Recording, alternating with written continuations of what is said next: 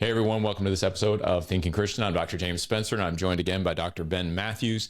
Ben is a professor of counselor education at Columbia International University, and today we're going to continue our faith and mental health series when we're going to specifically talk about the issue of loneliness and try to frame loneliness as a structural problem, not just a feeling.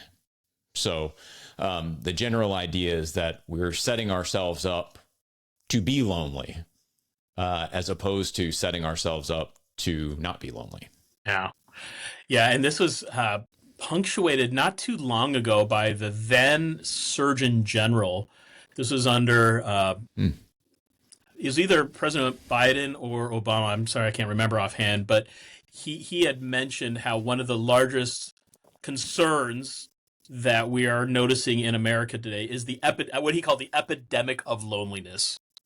Because from that flows so many other realities. As much as we need to talk about heart disease, we need to talk about diabetes, as much as we may need to talk about other medical issues that rightfully the Surgeon General would understandably engage with. Yeah. What he was trying to highlight is that often behind and systematically involved in many of these other physiological mental health issues is this larger sociological issue, this loneliness epidemic, which is not just. I remember hearing him say loneliness is not just being alone. Not to confuse it with just like right now, quite technically, physically, I'm alone. Like I have you on the screen, but loneliness is not just being alone. It's the absence of meaningful participation in life together, right? Yeah. So in some cases, I can be by myself in a room, but not be lonely if I have a shared sense of meaning. Or I can be in a room with a lot of other people physically there and be really lonely if there's no sense of shared meaning. Hence the necessity of why loneliness needs to be understood as an epidemic that actually fuels so many other both physiological as well as mental health issues in our nation and around the world today.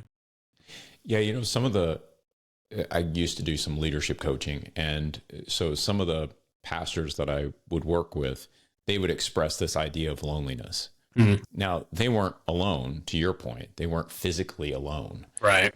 What they were expressing was the lack of anyone to, again, to use your word, meaningfully participate with. Yeah. In part driven by this notion that the pastor needed to be above reproach, that the pastor needed to be, there was a different standard for what the pastor was going through. And so you couldn't have sort of let's call it casual friendships within the church, right? You couldn't have people you could just express a problem to, like, you and I work at Christian institutions, but honestly, we could complain to each other about what's going on at those Christian institutions. It wouldn't be a big deal. I could complain to almost anybody about it, right? Because I'm not a pastor. But when a pastor is complaining about the church, there's a very real sense in which, wow, you're actually talking about me as your congregant. Like I'm part of your problem. Like, what do you? And so there was this sort of weird dynamic that developed between the pastor and the congregation, where the pastor, probably in a mix of sort of self-isolation, but also, people putting him up on a pedestal. Yeah. It created a structural, not a physical structure, but a real structural challenge for him where he couldn't bridge and be in community and meaningfully participate in community. He was constantly standing above it and leading it. But never part of it. But never really part of it. Yeah, that's interesting. He was constantly solving problems. He was constantly being there for people, but he didn't have an outlet for him to be taken care of, for him to be nurtured. Yeah. And it's that fracture of relational existence, right? Yes. That creates, I've said this both when I preach or when I teach, it can be some of the most loneliest things. And I remember either students or congregants saying, like, how can you be lonely when you're preaching? You're in front of all those people. I said, that's part of the problem, is that I'm with people, and it just exacerbates the fact that we're so apart. that Right. we're so distinct from each other, because yes, I do think there's times for that, Yeah. but that's not where growth happens in the most context. And I wonder to what degree, and you would know this better, like to me the ontology of the Trinity really plays into a lot of this. The relational reality of the Godhead, that God is fully, wonderfully, beautifully, sufficiently enjoying community within Yeah. himself. And from that flows, I think, the desires of who we are as humans. The one thing that's not good before the fall is that man is alone. Alone. Right. I gotta imagine this then kind of plays itself out into this fracturing, this loneliness that we feel when we're not imaging the triune God in the ways that he experiences. And that's the hope, that's the reality of the fall, but the hope of what redemption brings is this recentering with the other in a way Yeah. that again gets back to this greater truth of who God is in himself. Yeah, I mean, it's interesting when you look back at those early chapters of Genesis, what you see is interdependence. Yeah. And so man is intended to be dependent upon God. This is part of what it means to be made in God's image, is that you can't be made in God's image and be independent of God. Yeah. You're supposed to be reflecting him. And so it stands to reason that there has to be something to reflect. Yeah. There's a relationship there. Right. And so that relationship flows where we're dependent on God and we're executing God's authority within the context of the earth. And then you get to that not alone passage, right? Well, what is that? There's a deficiency in man. The man alone can't do what God has blessed all humankind to do: be fruitful, multiply, fill the earth, and subdue it. Yeah. And so there's then a mutuality between the male and the female that is created there, such that they're both necessary to advance what humankind is supposed to do. And so we have this, I don't want to boil it down to like a functional distinction. That's not what I'm trying to say, but there is a sense in which, I love the way you put it, that participation in a shared meaning, right? A meaningful participation. That's what's going on here. There has to be this meaningful participation. And so we have to find those matches, right? Where certain aspects of our lives, we just need other folk around. I think this is why, you have this whole narrative of God bringing the animals to Adam to name. And a lot of people talk about that as, Adam exercising his creativity or helping God to establish culture or what have you. I actually don't think that's what's going on there. I actually think what's going on is God is bringing them before the man so that the man understands there is no match for him in the world. Yeah. He's now seen everything. And as he sees everything, he's realizing that he really is alone. Yeah. And now when he sees the woman, you see the celebration he has. This is bone of my bone and flesh of my flesh, right? Now there's an immediate connection with this being that God has created to match the man. Yeah. Yeah. And so I think in those early chapters, what we really do deeply see is our interdependencies. And you could even talk about interdependencies with creation. I think it often escapes people that man was put in the garden to till it and to keep it. A lot of people talk about that in terms of worship of God, but the pronouns are it. It's to kill and keep. The man is put in the garden for the sake of the garden. And the garden is now feeding the man. The man is also caring for the garden. Yeah. There's this mutuality with all of it. And I think that, again, in that context, extremely embodied. Yeah. Right. Like we're seeing that embodied there, but there's also a non-physical structuring that's happening, right? Where we have God giving a command to the man, and to the extent that he obeys it, this world is going to function as it's intended to function, as God designed it. And so you have this sort of symbolic element there as well. But I do think that there's just a deep interdependence that we're supposed to be feeling with others. Yeah. Toward a meaningful end, that telos that we've talked about before. This is a deeply embodied sense that we are participating in something and that we don't really belong to ourselves. We belong to everyone else. And what a beautiful picture that is in Genesis 2, Yeah. which then creates the tension and drama of tragedy in 3. Yes. If Adam and Eve are given the good work to both tend the garden and be blessed by the garden, that first work of gardening, as it were. Yep. I was just talking about somebody about this last week. We were having this conversation about technology and the as it were, the cultivating of God's creation for human flourishing is a good and I think that's what he was doing there. He was engaging it in a human flourishing capacity as an image bearer of God. Yeah. In all the right ways, and but then the first thing he does after the fall is he uses gardening in all the wrong ways. Yeah. He takes fig leaves and he covers himself up. The very thing he was supposed to engage with as a means of human flourishing and worship of God, he now takes for inward protection, isolation. Yeah. And it leads not just to individualistic response. I'm now going to use this good work for myself, but it also creates a barrier. The part of the frustration then is when God comes asking questions. What's going on here? Who told you were naked? Who told you this stuff? And the very thing that Adam celebrates in chapter 2 now, woman of, bone of my bone, flesh of my flesh, he's now throwing her under the bus. Yeah. Well, it was the woman you gave me that really caused all this problem.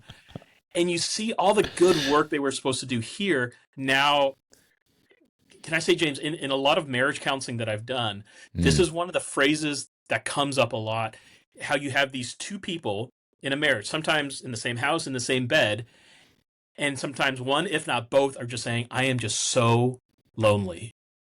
Yeah. And sometimes one of the spouses may be like, what do you mean lonely? We live together. Yeah. And you can just see the frustrations. Like, then you obviously don't know what I mean by how I'm so lonely. Yeah. That living in a shared space, while good, does not constitute shared meaning. Yeah. And I can be in the same bed with you and be incredibly alone. And that just harkens back to what our first parents were doing in response of using God's shared meaning of cultivating creation to now doing it just to care for myself, and the constant struggles that we see even today, like I said, even in marriage counseling that I work with a lot of my clients.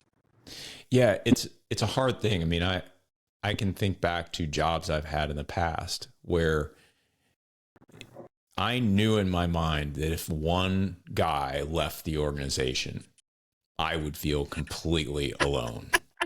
I think I have some guys like that in my organizations too. So. Right. It's like, I used to phrase it, and this probably wasn't the appropriate way to phrase it, but it's like, he's the only other sane person here. Like, I can't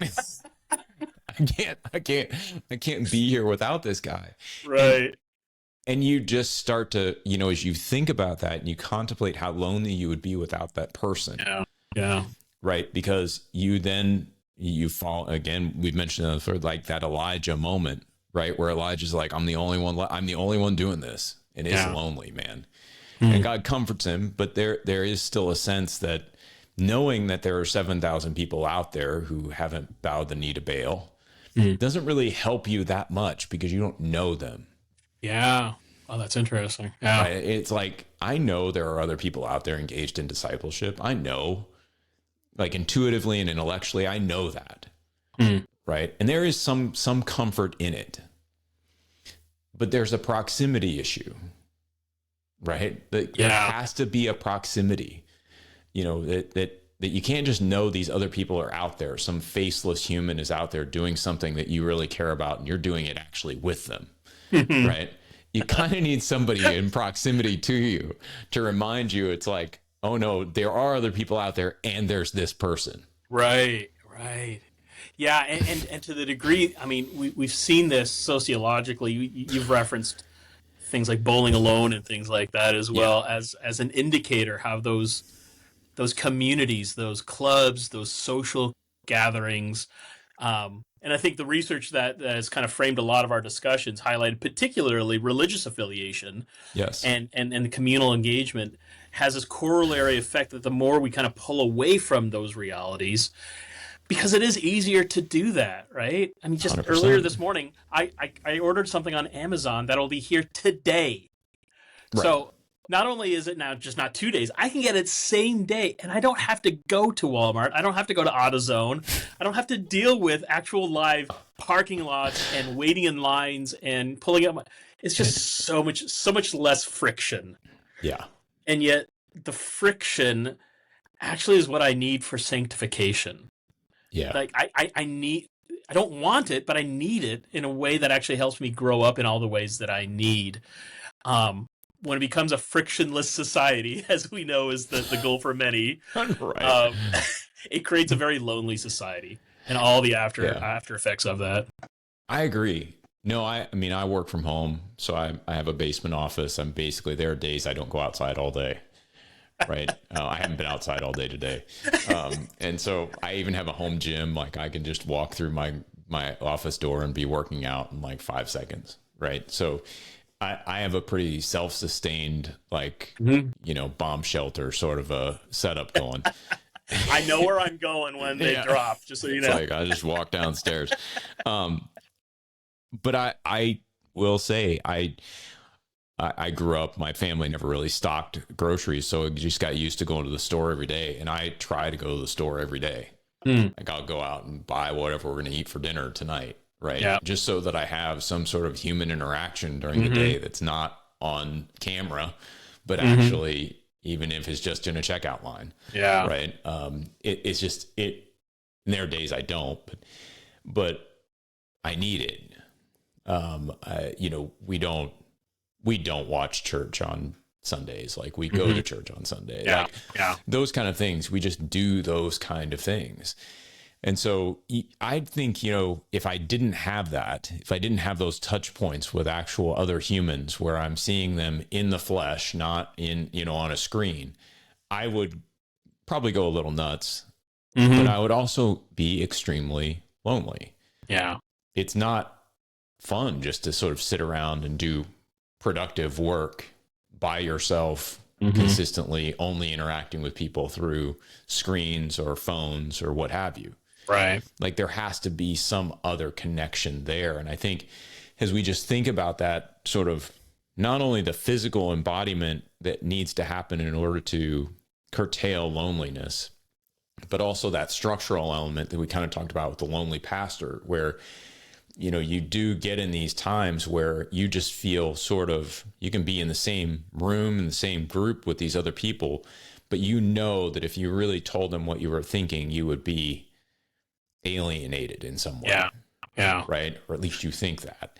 I think those two pieces are really crucial for us to be thinking through when it comes to loneliness. I think some people probably have a paranoid delusion that if they shared who they really are, they're going to be shunned. And maybe that's not true. But I've been around enough to know that some of it actually is. Yeah. And some of that research that, again, we're basing some of this discussion on highlighted again this, you can have right belief, but when participation collapses, when loneliness increases, participation collapses. That put it as a belief alone is not enough. Yeah, belief is a good place to be. I mean, orthodoxy is important, and we would celebrate that. But the research also highlighted that they may have all the right beliefs, but without an actual connection to others. That's intentional. That's relational. That's part of a rhythm. That those are buffers. Those are safeguards. In both physiological health, mental health, all those realities of what goes into human flourishing in ways that I think, again, because we are we as Christians are a confessional people. We affirm the creeds and the orthodoxy and the truths. We earnestly contend, as it were, for the faith that's once delivered. So I'm especially in a postmodern epistemology, we need to be willing to recognize it's important to have truth. Yes. And that just having truth can make you really lonely. Well, and I think to your point, I think we could make a heuristic distinction. I don't want to make a philosophical distinction, that would take way too long, but a heuristic distinction between shared knowledge and shared understanding. So when we think about shared knowledge, you have the doctrines of the church. Like, I believe that Christ came to earth and became man. I believe in the incarnation. That could be that's a shared knowledge that most Christians would have. Yeah. Now, what's the meaning of it? Not hypostatic union, 100% God, 100% man. Right. Like, yes, those are aspects of it, sure. But what's the meaning of it? Well, the meaning of it that we find in something like a Philippians 2 is that the incarnation serves as a paradigm for the way that we are to interact with one another. Yeah. There's an understanding of that, a depth of understanding of that influences the posture we adopt toward one another and the way that we now interact. And so we have to start moving from shared knowledge, just having the same belief systems that other people have, to a shared understanding of how do these things work themselves out in practice, and what does it entail for me and you to have these shared beliefs, and how does that influence then the way that we position ourselves in the world. It's not exactly the same as orthodoxy and orthopraxy, right belief, right practice. It's not quite it. I think it's an in-between stage where we sort of say we don't always know what right practice is going to be, and so we need to orient ourselves toward it. Yeah. And that, I think, is what I'm trying to get at with that shared understanding. It's a posture. Yeah. And it's it's the orthopathy. That's great. Right heart. And that's just a shameless plug for CIU here. But it's actually been a lot of what we're discussing here in the School of Counseling. We want to give our students right information, right knowledge, not just theologically, but clinically. Yep. We want them to have good techniques. We want them to know how to do assessment. We want them to understand how to do that. But a big part that we're realizing that is, if not missing in most programs, that we need to champion is, how do I help develop this, to use your word, understanding that is more than just this, but is deeply here. Yeah. Right? Orthodoxy, yes. Orthopraxy, yes. Orthopathy, right heart. Yeah. And again, I don't want to be your Holy Spirit.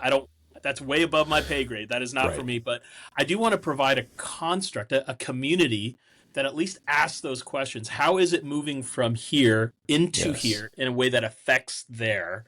Yes. That, and you probably know this better than I do, that even when I think of something like Philippians 2, if I understand it, it was perhaps even a hymn in regards to the person and work of Christ. And whenever I think of hymns, I think about singing. And more often than not, what Paul admonishes, to sing with others. Right. The whole point of taking that good theology of who Jesus is, fully God and fully man, is it should make you sing, man. Like, you should be wanting to just share the joy of it.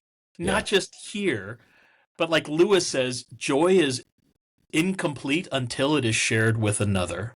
Yeah. Right? When he talks about this in Surprised by Joy, he recognizes that the joy I experience internally is not fully felt, fully consummated until I can, kind of like when I go out to dinner with my wife and I take a bite of something and I'm like, oh my goodness, this was really good.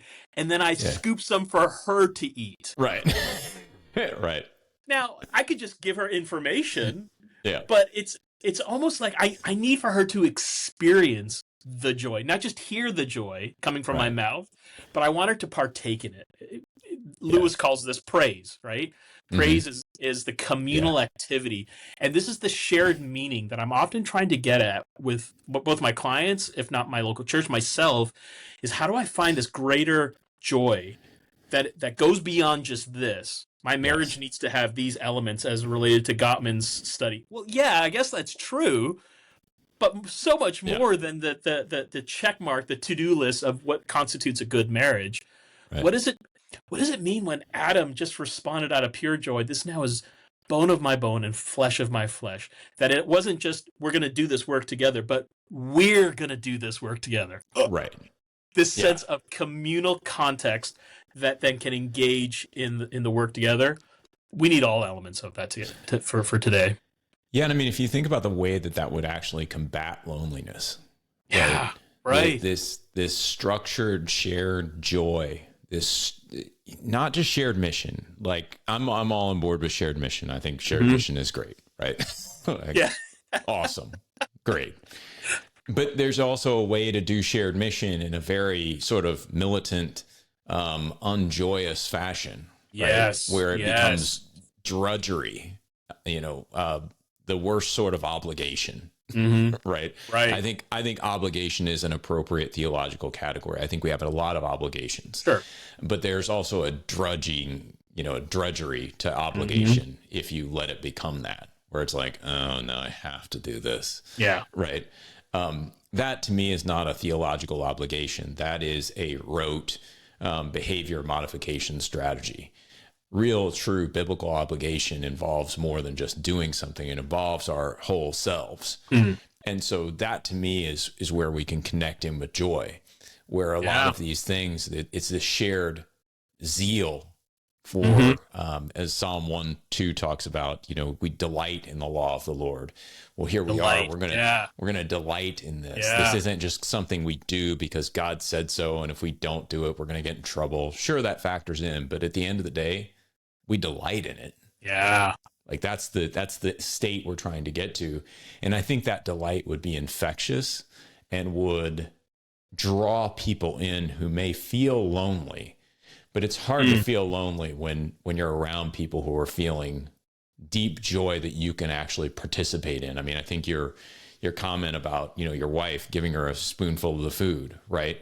When we can help people participate in the joy we're feeling, that is the sort of guard against real loneliness. Yeah. And the invitation of the other into the joy you experience is a combatant against that loneliness factor. Yeah. That I think is now in his book on the prodigal son, where he talks about the tragedy of that story is that the older son was still outside the party. Yeah.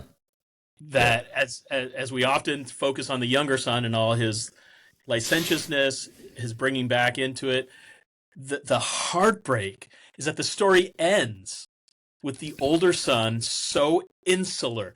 I never got a fatted calf. How come you never threw a party for me? And it ends with him outside. Yeah.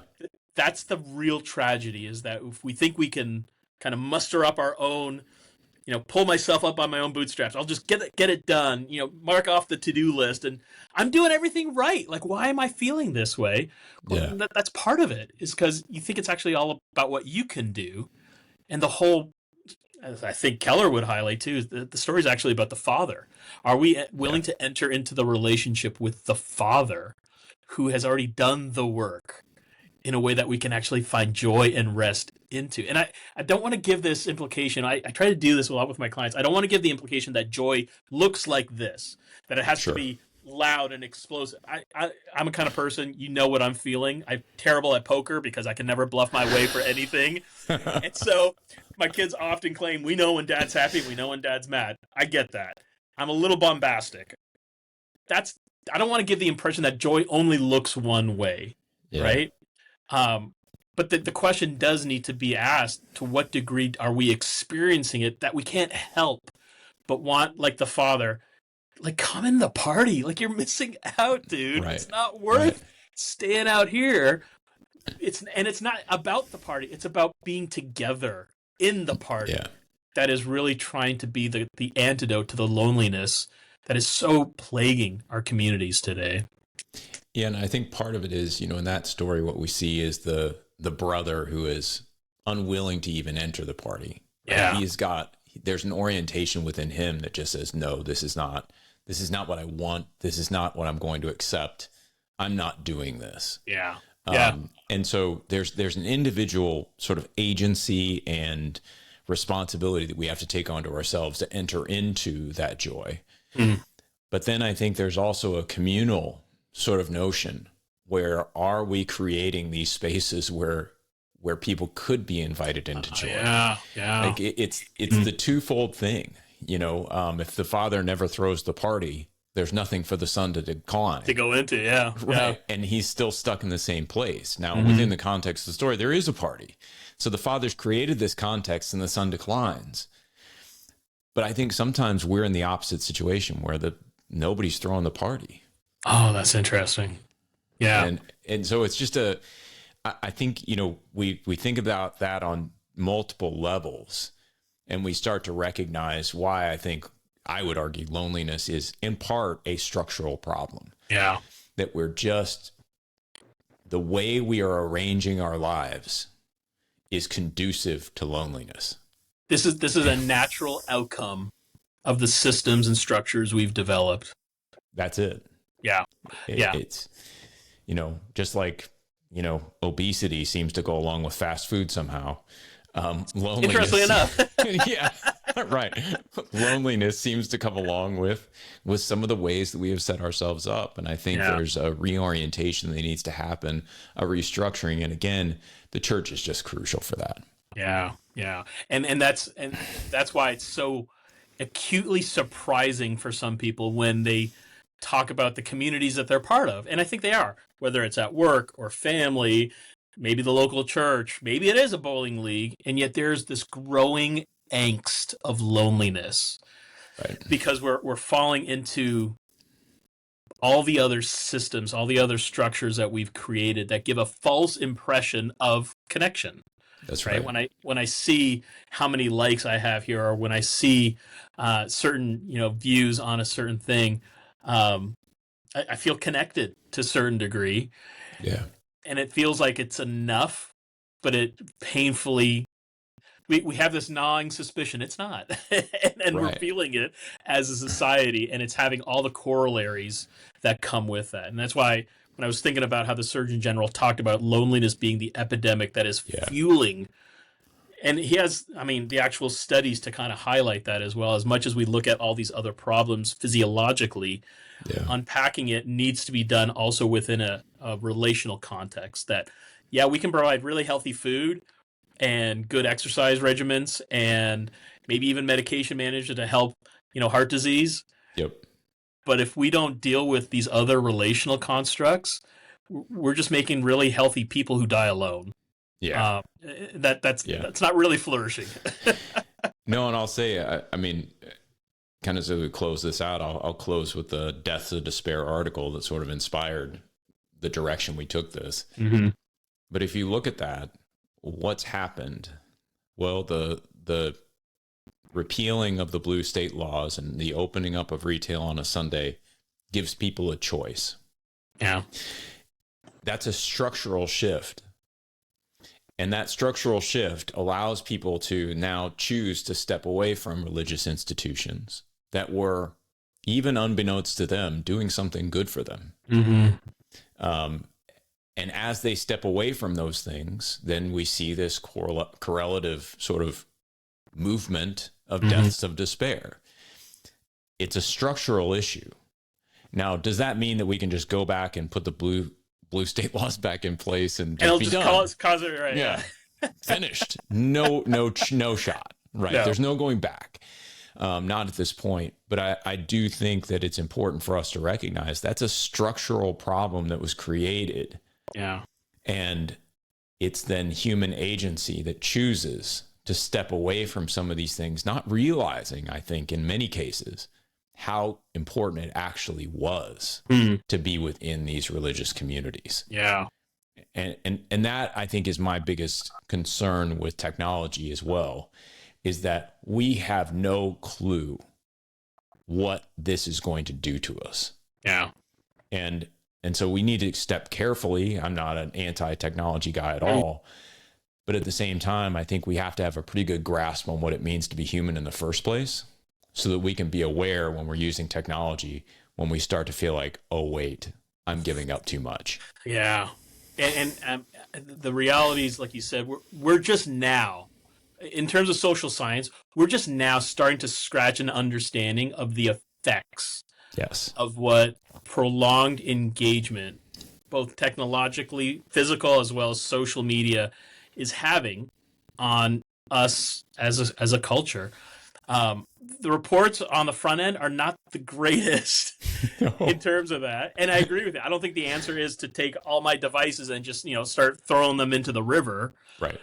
But woe to us, we don't tread lightly. And more so, how do we build other systems that not just counteract it, but actually give us flourishing? Give us. That's right.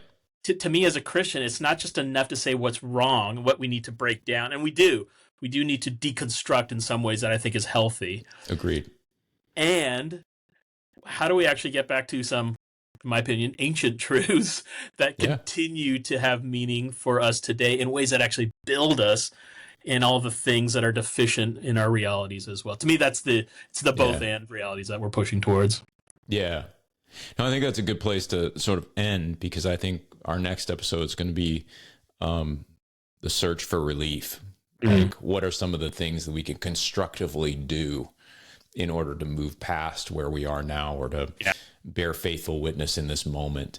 And I don't think, like you, I don't believe it involves throwing my devices in the river, right? I think it means that we don't need to change our situation in order to bear faithful witness to the Lord. I think that's what 1 Corinthians 7 kind of Paul is conveying there. Yeah. We don't have to change our situation. We can still do this. We just have to be reflective and thoughtful and really wise about the way we do it. Yeah. And so, as we jump into this next episode, Ben, thanks again for being here. Thanks everybody for listening, and come back for the next episode of Thinking Christian, where we'll be talking a little bit about the search for relief. Take care, everybody.